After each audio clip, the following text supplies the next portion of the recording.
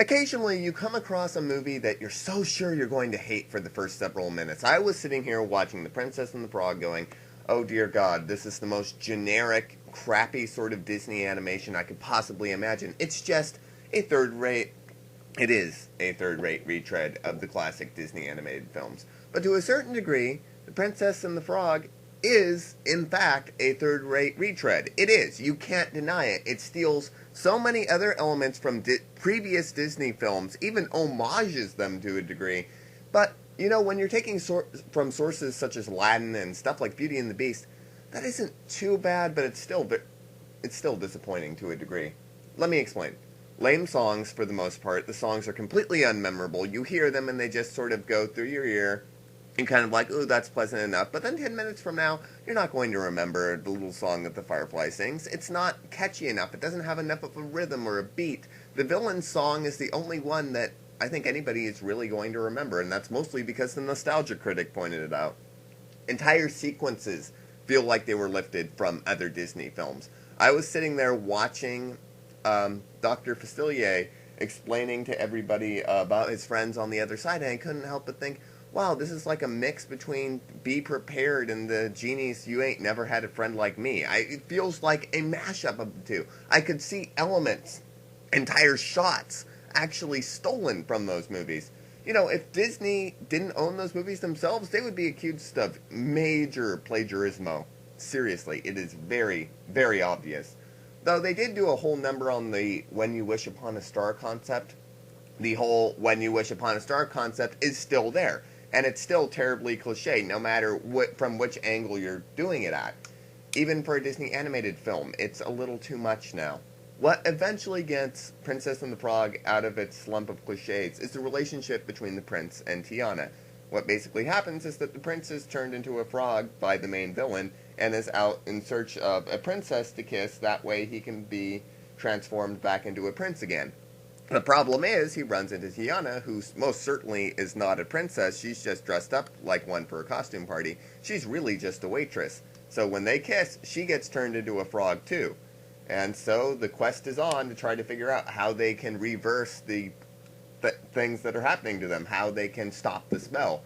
She isn't at all like your typical Disney princess. She's got a lot of spunk to her. She's got a lot of life. She's a hard-working girl who's unfortunately stuck in the lower class, even though you look at her spirit and her spunk and you're thinking the whole time, wow, she deserves a lot better than this. And that's where a lot of the movie is playing off of. You see a lot of the richer class folk in New Orleans, where the movie is set, and they're very well-to-do, and you start to look at them and you go, well, why doesn't Tiana deserve all of this? I mean, she probably works harder than all the rest of them combined, and yet she's still stuck in a really crappy position.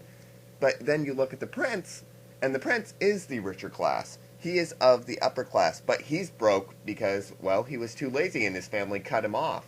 And so now he's off trying to reverse the effects of the spell, but he is also learning about life in general, all the stuff that he didn't know before. He realizes that he isn't good at anything. He's terrible at cooking, he's terrible at basically anything that doesn't involve leisurely activity.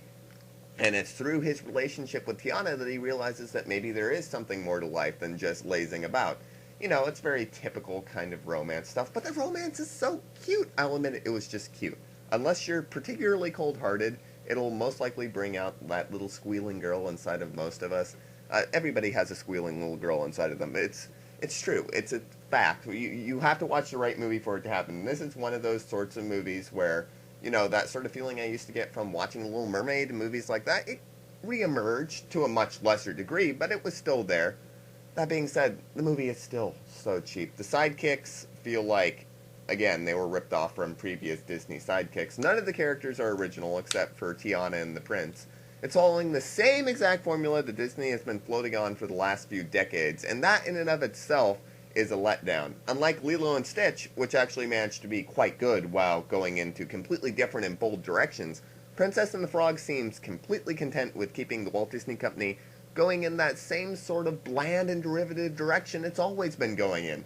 You know, despite the annoying sidekicks, and the songs that sound like they were rough drafts of much better Disney efforts, it's still cute. That's cute. It isn't good. It certainly isn't anywhere near great, but it is cute. Kids will love it, and if you're anything like myself, you'll feel all warm and nostalgic about the gorgeous 2D animation and the generic love story. This is the very definition of playing it safe. But you know what?